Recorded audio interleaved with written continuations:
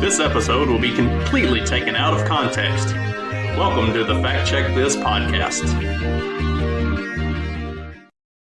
All right, Fact Check This Daily, and I apologize for the late start. Did the morning show this morning, and then I had to take my kids to their mom, and we are in the midst of snowpocalypse, and the roads are awful, and it was a fucking adventure. But we got there, I got them dropped off. I made it home safely. They all made it home safely. Everything is good. So here we are. And today I'm going to do a pretty short one because, because even though we are in the midst of snowpocalypse, I still get to go to work tonight, which means I need to take a nap today. So we're going to cover one relatively quickly. Actually, interestingly enough, I saw this article a week or so ago. Right at a week ago. And I thought it was a really good one to talk about, but also I was going to be taking some time off with traveling with the kids and whatnot. So I decided to back burner it. And now that I'm here, seems like a good time to hop on. This is from the New York Post. Sometimes the Post is good and sometimes the Post is bad. And sometimes the Post is very tabloidy and you get what you get and you don't throw a fit, I guess. Anyway, realistic Dems are finally realizing their toxic party needs an overhaul. This is interesting. It took a brutal electoral beating, but non-delusional Democrats are finally recognizing the putrid stink coming off their party. But will the left let them do anything about it? And that's the real question. There are some, and it goes on to mention John Fetterman specifically, there are some who have figured out that, we kind of fucked ourselves on this. But will the rest actually remove their heads from their asses and say, okay, hey, maybe it's us, maybe we're the problem, maybe we should address this? Probably not, but we'll see. In an interview with the New York Times' Frank Bruni, former Pete Buttigieg advisor Liz Smith, a veteran of New York politics, put it vividly: the Democratic brand is in the toilet. Yes, between the obsessive demonization of President-elect Donald Trump and his supporters, the rank incompetence of the Biden administration, and the constant push towards race and gender war lunacy, Democrats have transformed their party into a soup of hazardous sludge. Americans now associate Democrats with high crime, high prices, migrant gangs taking over cities, and biological men and women's sports, which has about as much appeal as expired milk. Yet the trouncing of Kamala Harris proved that their favorite distraction tactic, screaming Trump is Hitler and his supporters are vile rubes, is a massive dud. As lefty timesman Ezra Klein put it in his podcast to a listener complaining that he platforms Trump allies, the Donald has been elected or almost elected president 3 times now, so don't expect this show to be a resistance show. The Democrats' way back starts with a return to common sense. One such leader is John Fetterman, who spent the last year loudly supporting Israel and denouncing the Hamas lovers. Back in June, the lifelong man of the left announced he no longer claimed to be progressive, saying that label left me. And that's interesting to say that the label of progressive left him. That's similar to things that I've heard from my father and others who grew up in the very blue, very Democrat South, that over the last 25 to 30 years have shifted their party affiliation to being Republicans. They said it's not that I became a Republican, it's that the Democrats stopped representing me. The Democrats left me. When my dad and I first registered, there were only like a dozen or so in my home county that were registered Republicans when I was in college. So when my dad and I registered as Republicans, a friend of the family told my dad, he said, if your granddad knew that you were a registered Republican, he'd be rolling over in his grave. And my dad said, if he knew what the Democratic Party represents now, he would be rolling over in his grave because of that. And that's kind of what, Fetterman, if you followed Fetterman's political career at all over, the last several years, I don't know that I would call him so much progressive as just a good run-of-the-mill Democrat, a blue-collar, pro-union, pro-working man Democrat. People gave him the progressive tag because he said some of the right things. But as he's gotten more notoriety, and also as it seems that he's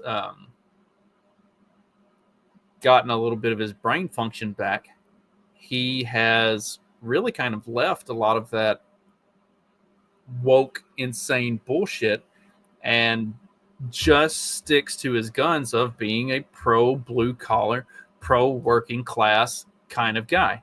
And the unfortunate thing that you've seen for the Democrats anyway, if you're a Democrat, the unfortunate thing is Democrats are not pro blue collar anymore.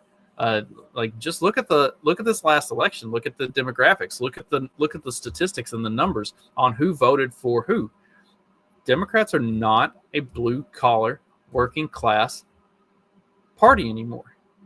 And so, John Fetterman is talking to his constituents when he says stuff like this. He made it clear after Trump's win that he's not rooting against the incoming administration and told his hysterical fellow Democrats to chill out. Progressive extremism, insane energy policies, inflation goosing spending sprees, pro-crime justice reforms, divisive and hate-fueled diversity, equity, and inclusion nonsense, and so on, is now the face of the Democratic Party and will remain so until leading Democrats unmistakably reject every bit of it and show they mean it. That likely means actively seeking parts of the Trump agenda they can support in the face of the hard left's fury. If Democrats don't move rapidly towards the center, they're looking at decades in the wilderness. And you saw some of that during the election cycle and the lead up to, election day and everything else, where the Kamala camp was talking about being strong on the border, talking about being strong on crime, talking about doing things to reduce inflation, talking about doing things to support the middle class, to support the working class, everything like that, except that it was all talk. At that point, you have already built your brand and you've already established yourself over the last 4 years. Excuse me. Whew, that felt good, though. So anyway, you've already built your brand. You've already established yourself over the last 4 years. That is not what you actually care about. You only care about illegal immigrants and Hamas. And the Democratic Party does not care about the American middle class, the American lower class, unless those demographics are a voting bloc that they need to secure.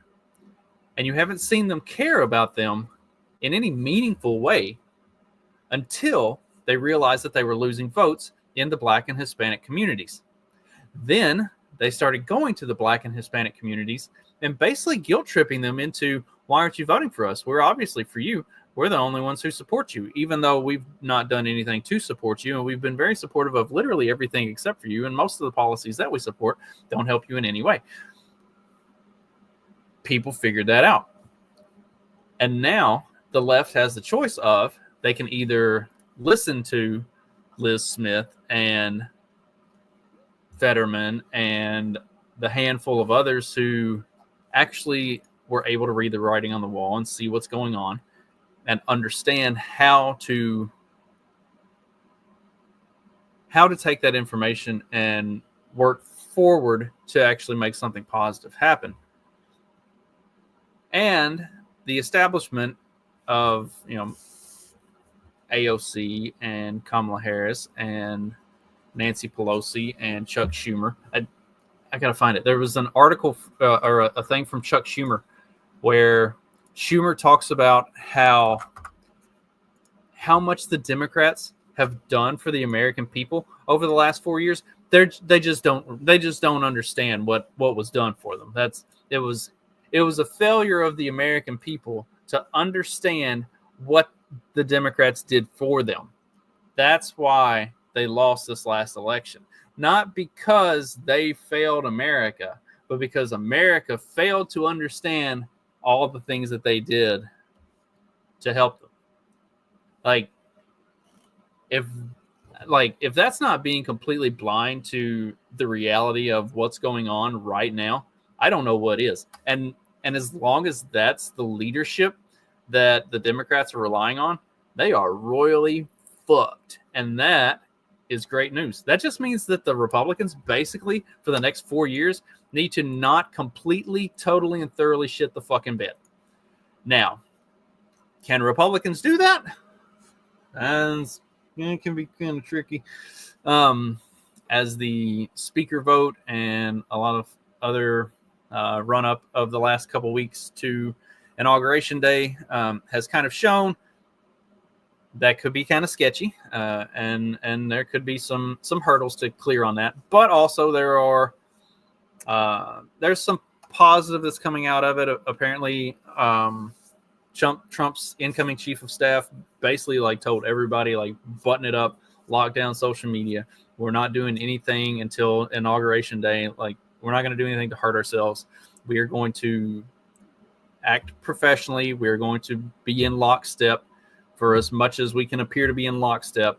And we're going to go into this thing and hit the ground running. So there is some indication that some of the right people are in some of the right positions to make sure that going forward, the Republicans do kind of get their heads out of their asses and take this seriously and take this mandate. Here we go.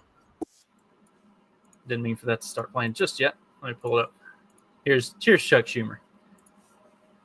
So we did a lot of good things, but all too often, Kristen, we talked about the mechanics of the legislation and the details of the legislation, and we really didn't show the kind of empathy and concern to average, or show enough of it to average working families who didn't realize how much we had done and how much we care for them. Yeah, it's the average working family's fault that they didn't understand how much that the Democrats were doing for them, because the Democrats were talking about the nuts and bolts of the policy and not just telling them, like, straight up, this is what we're doing for you. Except that for anybody that actually, like, understood the nuts and bolts of the policy, you understood that they weren't doing jack fucking shit for anybody other than themselves. But yeah, it's just because the American working class is too stupid to understand how good they had it with the Democrats and how much the Democrats really cared. So we'll see if they've learned anything. I assume they haven't, and that's a glorious thing, because, like I said, Schumer, Pelosi, Kamala Harris is still the front runner to be the Democrat candidate in 2028. Like, after this just completely abysmal and embarrassing performance in 2024, how can she possibly be the front runner going into 2028? But, like, that's where we are, because they don't have anybody else that really is ready to step up. The only other, like, name might be Michelle Obama, but the Obamas kind of tarnished their own reputation within the Democratic circles with the way that they handled the Kamala Harris thing. So, like, have the Democrats learned anything? Can they learn anything? Will they learn anything? I don't know. If Fetterman becomes a front runner of the Democratic Party and somebody that they start to take their cues from, maybe. But what I think is they'll probably give him the Tulsi Gabbard treatment, and by 2028, he'll more or less be an independent who's siding with Republicans on a lot of stuff. That's my personal theory, and we'll bookmark that and see. Hey, Spud. So we'll bookmark that and see how it works out in the long run. But yeah, I have some hope. If not having hope for the Republicans to get their shit together, I'm at least encouraged by the fact that very few Democrats seem to have learned their lesson, and the ones who have are getting pushed back against more from within their own party for being traitors and trying to go and cozy up to Trump and not stick to their values of being insane progressives. Yeah, it'll be fun. I keep saying it's going to be a fun few years, and I really mean it, and I am really looking forward to it. So, yeah, hold on to your butts and let's do this thing. I will see you tomorrow. Later.